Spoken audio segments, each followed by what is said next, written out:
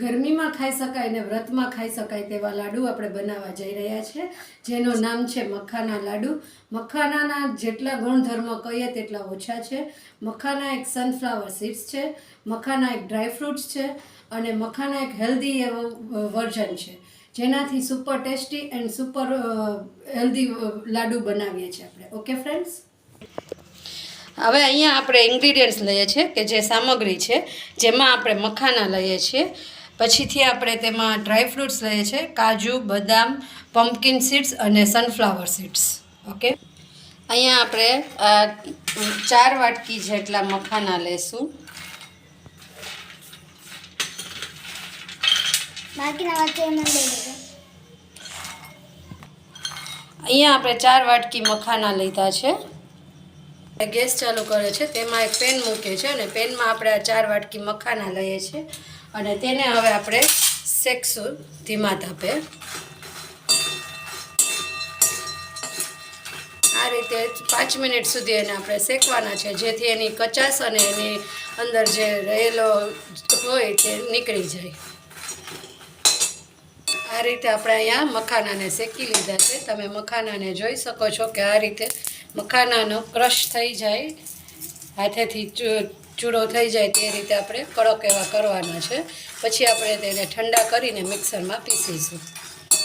Okay friends, હવે અહીંયા જે આપણે ડ્રાય ફ્રૂટ્સ લીધું છે, કાજુ, બદામ, પમ્પકિન સીડ્સ અને સનફ્લાવર સીડ્સ, તેને આપણે શેકીશું.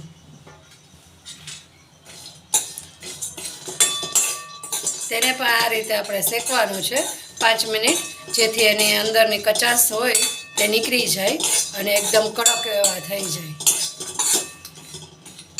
હવે અહીંયા આપણા ડ્રાય ફ્રૂટ્સ બધા શેકાઈ ગયા છે, તેની કચાશ બધી દૂર થઈ ગઈ છે, તે એકદમ એનો ભેજ નીકળી ગયો છે અને તે કડક થઈ ગયા છે. હવે આપણે તેને ઉતારી લઈશું અને પછી એનો મિક્સરમાં આપણે ફાઇન પાવડર બનાવી લઈશું.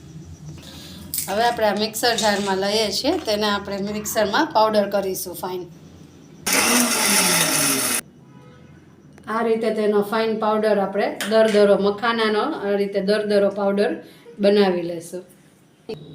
અહીંયા આપણે ડ્રાય ફ્રૂટ્સ બધા લઈએ છીએ, હવે આપણે તેનો ફાઇન પાવડર બનાવશું ઝીણો. તો અહીંયા તમે જોઈ શકો છો કે આપણે ડ્રાય ફ્રૂટ્સનો પણ આ રીતે પાવડર બનાવી લીધો છે, એકદમ ફાઇન પાવડર થઈ ગયો છે. ચાલો, અહીંયા આપણે આ રીતે સાકર લઈએ છીએ, તો 2 વાટકી આપણે સાકર લેશું.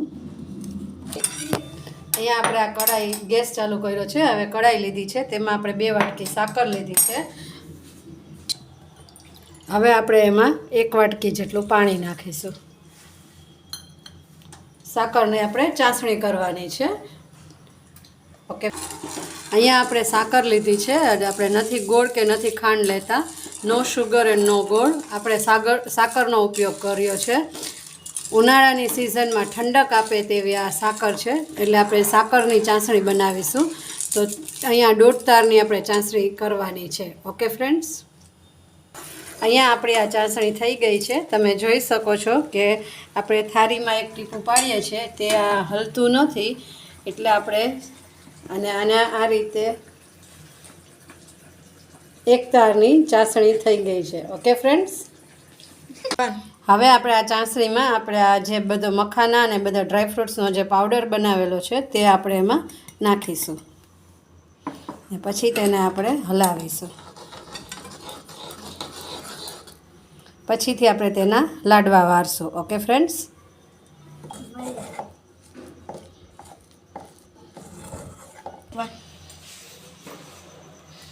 આ રીતે આપણે લાડુ વાળ્યા છે.